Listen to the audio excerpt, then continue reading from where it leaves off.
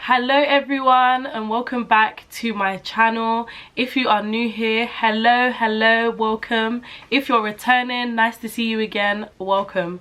So as I promised you guys in my last video, I said that I would come back and give you guys an update as I journey along my ASYE. So I cannot believe I'm already 1 month into my ASYE. Like, where has the time gone? Where has it gone? Even when I was looking at my calendar thinking, I'm not meant to be filming this video this weekend. Yes, I am. But yeah, so I'm 1 month into my ASYE. If you haven't watched my previous video, I'm doing my ASYE and I'm working as a supervising social worker.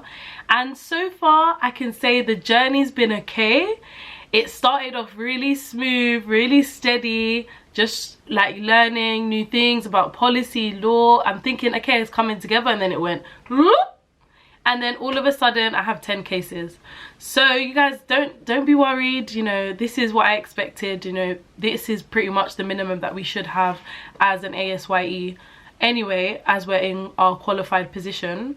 So let me just first start off with the first maybe 2 weeks, 2-3 weeks, and then I'll go into the last week. So before I started my ASYE, I was really a little bit fearful. Some of my uni peers and people I've known that have done it, they said, oh, it's stressful, the workload is this, and you know, so it made me feel like, do I really want to do it? And then now starting my ASYE, when I was speaking to my supervisor, I also have an amazing mentor that I have access to 7 days a week, amazing.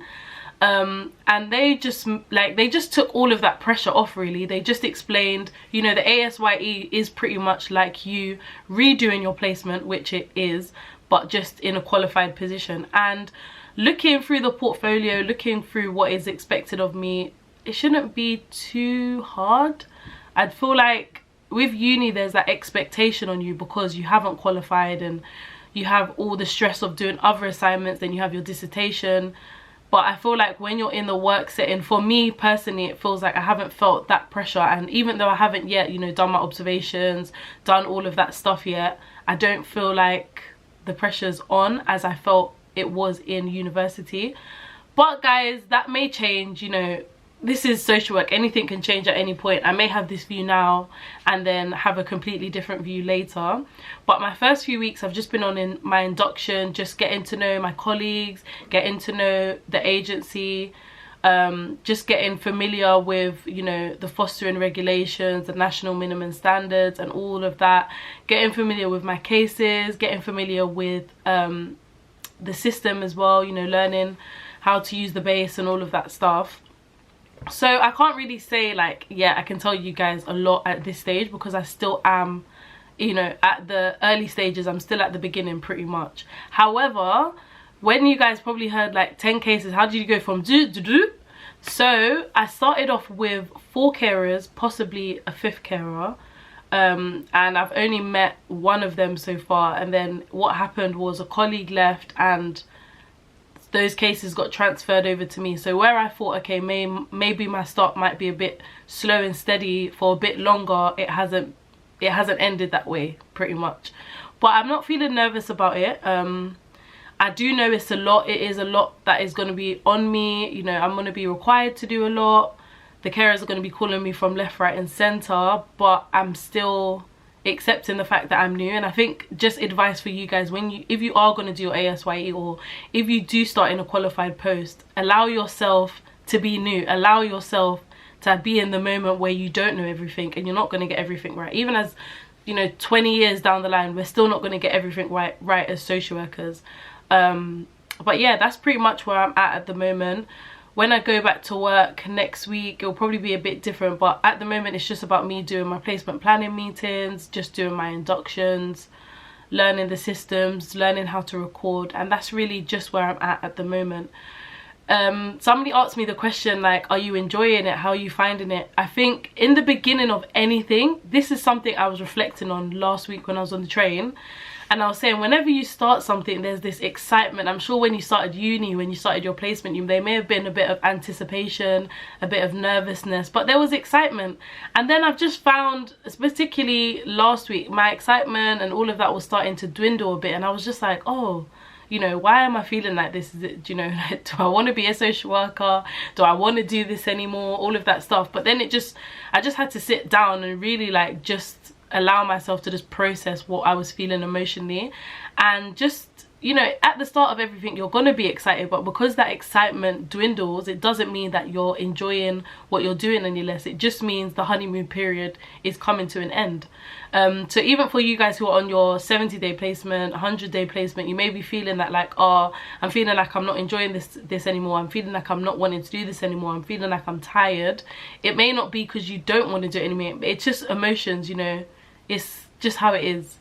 So that's pretty much where I'm at. I am still feeling excited. I've got a lot to learn. I am learning a lot of new things as well. But I'm just giving myself time to just really process and get myself organized. I think that's the main thing. Getting myself organized, making sure whenever my caseload is solidified, that I am, you know, making things easier for myself. So I'm not going here, there and everywhere, trying to visit carers maybe once a week, and then the next week doing my case notes and stuff, and just really trying to learn from those around me, soak up, you know, all of the knowledge and tips that some of my other colleagues have. That would be my advice to you in the beginning. Sit and learn from your peers, sit and learn from your colleagues. You know, how do you do this? How do you make this easier for yourself? Is there any way I can get a template? Is there any way, you know, just make life easier for yourself. You know, organize your calendar, make folders, all of that stuff. So that's really what I've been doing at this point. But yeah, I'm not sure what else I can really say at this point. I guess the only other thing I could add would be what is expected, and I'll just advise you guys, just go online and look at the handbook. I think you have to do 3 observations, 3 professional feedbacks. You have to get 1 from a child, you have to get 1 from a carer, you could get 1 from a colleague.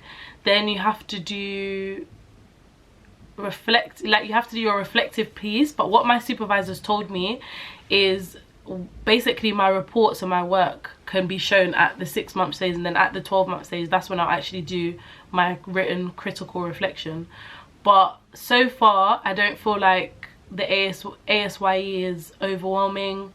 I feel like it's manageable as long as I stay organized, as long as I sorry guys, as long as I remain transparent about where I'm at, how I'm feeling. Supervision should help with that, relieving some of that off with my caseload.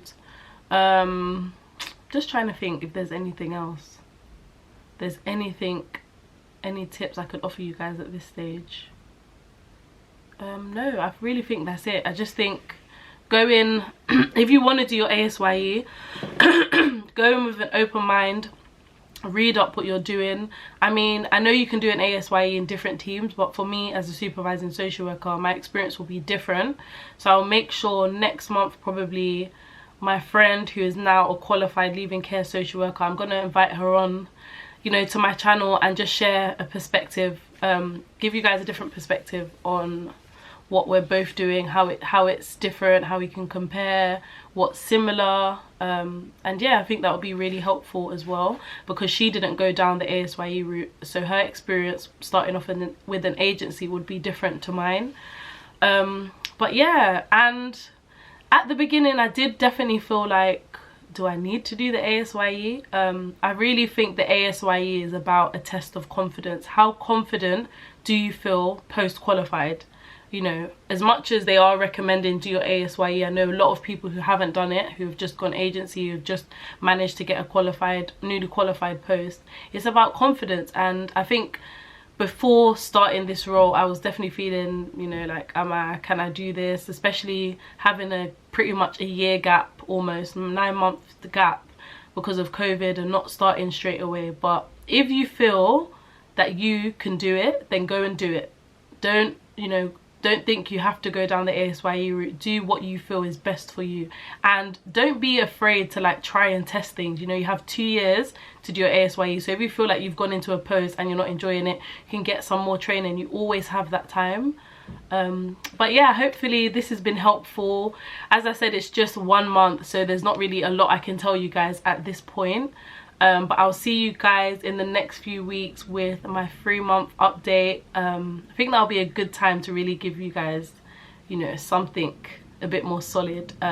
But yeah, if you haven't already, please subscribe, please like, continue to comment, continue to DM me, and I'm here to help and just offer what I can, really. But I'll see you guys in my next one. Bye.